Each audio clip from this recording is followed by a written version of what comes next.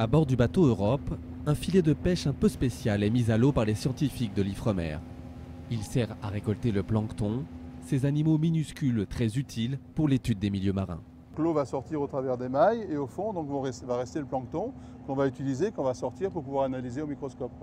Les scientifiques veulent savoir comment la faune et la flore de Méditerranée réagissent au réchauffement climatique.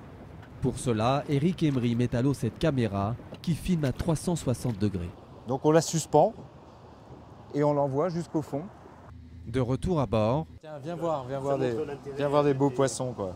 Eric récupère les images et répertorie toutes les espèces de poissons passées devant la caméra. L'occasion aussi d'observer l'impact de l'homme sur son environnement. Ici, les bateaux de plaisance ont ravagé les fonds marins et fait fuir les poissons.